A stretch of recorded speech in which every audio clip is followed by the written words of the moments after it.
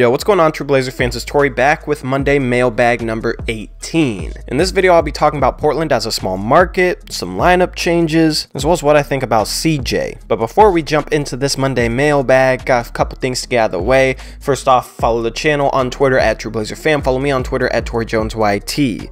The Blazer page has almost 1,400 followers. Me, I have about 125, so definitely make sure to leave me a follow. I'd greatly appreciate it. Also, this is one of 2 or maybe even 3 videos dropping today. Right after this, I'm dropping a trade ideas episode. I'm a little bit behind, so I'm trying to catch up. I might also release that Philadelphia game recap tonight as well, but if not, it'll definitely come tomorrow. Tomorrow, we will also have some top plays of December. Top assists, top shots, top defensive plays, and top dunks. Stay tuned for Blazers Pulse questions. I know I said I'd ask them yesterday. I am asking them today. I will probably ask them before this video goes up, so stay tuned for those. I'm going to be asking about your New Year's resolutions. If you guys have any weird or fancy ones, then I'm going to talk about a couple of mine. So anyway, I hope you guys enjoy the content because I'm trying to give you guys a lot of different stuff that you guys enjoy. So with that being said, let's jump into your questions from the past week. PokeBob18 says, love the content in the channel. Hope you're able to keep it up. I will, man. I love doing this. Thank you for the support.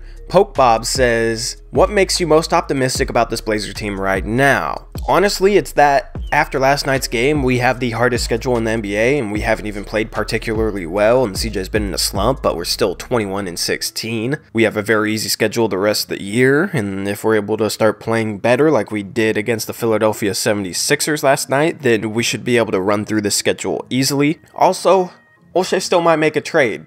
He's been stagnant, but if he's able to upgrade the roster too, then we could be looking at another top 2 or 3 seed, and hopefully we're able to learn from last year's playoffs and actually use a high seed like that to our advantage. In part 2 of his questions, he said, how do you feel about Jake Layman and his inconsistent minutes? Should he be getting more per game as an athletic wing who can shoot?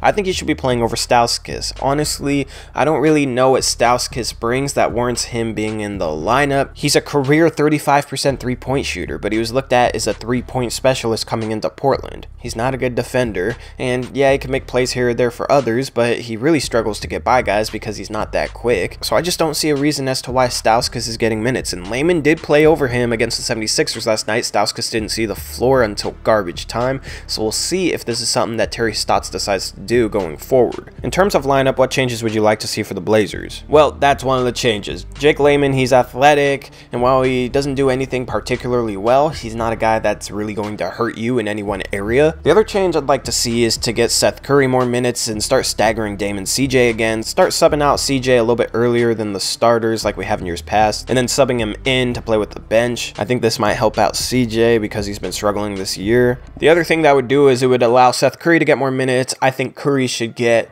all the backup minutes at the point guard and shooting guard spot, and the only way to do that is by staggering Dame and CJ so one of them are in the game.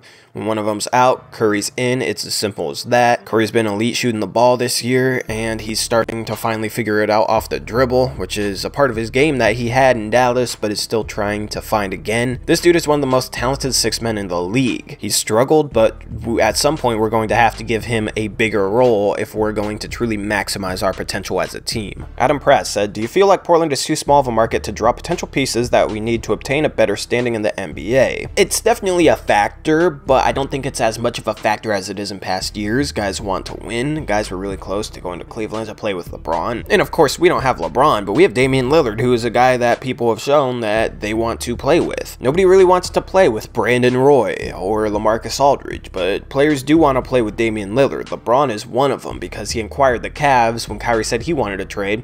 He told the Cavs, please trade this dude for Damian Lillard. Last offseason, if it wasn't for DeMarcus Cousins and Yusuf Nurkic's agent, DeMarcus Cousins would be a Portland Trailblazer right now, and that's a superstar level talent. Of course, we were offering him more than anybody, but it was only $12 to $15 million a year, and DeMarcus Cousins is friends with Damian Lillard and CJ McCollum off the court. If we somehow had the cap space this offseason to pursue DeMarcus Cousins, I think we could honestly land him. So I don't think it's impossible for us to land big name guys. I think Neil Olshey is the wrong guy to have in a small market trying to recruit recruit free agents because I don't think that African Americans can really relate to them, and 80% of the league is African American. I've heard a stigma before from other people that NBA athletes view Portland as a city that's not quite friendly to black athletes, that isn't necessarily a good spot for them as a city. And then you got Neil Olshey, who's kind of a car salesman, didn't really play basketball like that. He's not really relatable for those guys. I think that's a bad mix. So it's definitely a factor, but I don't think it's impossible for us to land big name guys because we are a small market. Patrick Patterson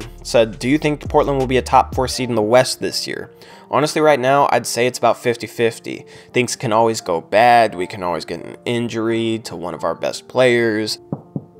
I just knocked on wood. Or we could make an outstanding trade that helps us get a top 2 seed. I don't know. But the way we're playing right now, given our schedule, I'd say it's definitely 50-50. DIO says, what do you think about CJ altogether? There were so many times in the Dallas game where he could have passed the ball for a much better shot, but still pushed to take one on his own. He had Chief and Mo available and hardly ever goes to him. Maybe I'm expecting too much after watching Dame's elite passing ability. Honestly, I've seen flashes of CJ making great passes. Against the 76ers last night, he had a couple very good passes, pinpoint passes, that I didn't even know really how he saw that pass as an available option, but he got it to the guy. So he's able to make passes here or there.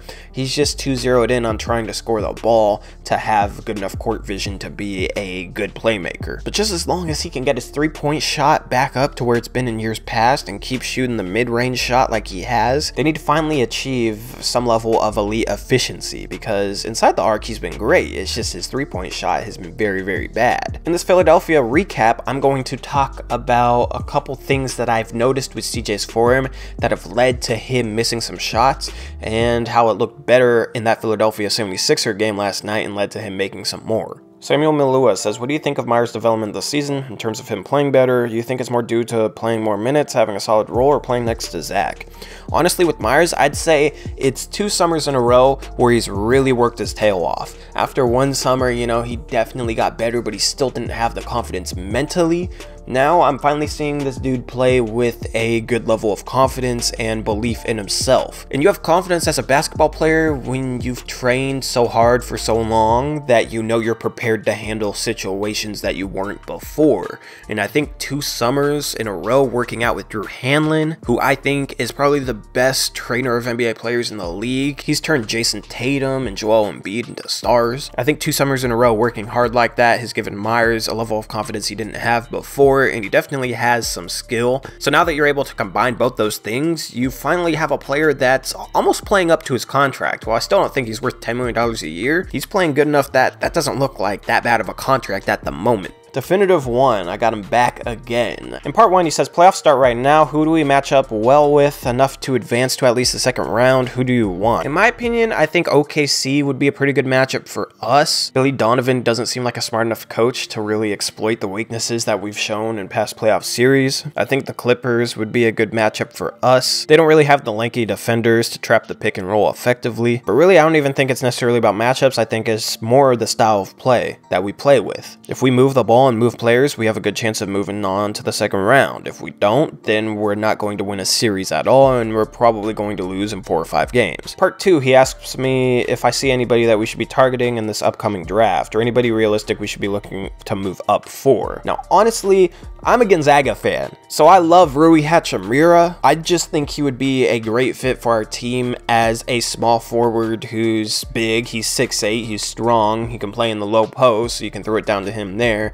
But he's also shown that he's developing a 3-point shot, and I do think he can be an effective volume shooter on the next level. And he's also really effective in transition. Now, he reminds me of Giannis just with his super long strides and some of the moves he makes in transition. Obviously, he's not Giannis, he's 3 inches shorter, and he's not quite that athletic. But he's a guy you can give the ball to in transition, and he can go make a play, and we don't really have a wing like that at all. I also do think he can be a positive defender because he has the athleticism and the length to be able to do so, and he does have a good motor. He's probably going to go in the lottery, so we'd probably have to package maybe our 2020 first and then our pick this year to move up to take him, but that's definitely a guy I'd target. I will start talking about the draft a little bit more when it comes to February and March. Of course, in March, you got March Madness, so I will point out some prospects that I think you Blazer fans should pay attention to in March Madness as guys that I think we could target in the upcoming draft. Anyway, that's all I got for now. Thank you for all your questions. Make sure to ask a question down below in the comments section. For for your chance to have it answered next week. This has been Tori. See you later, True Blazer fans.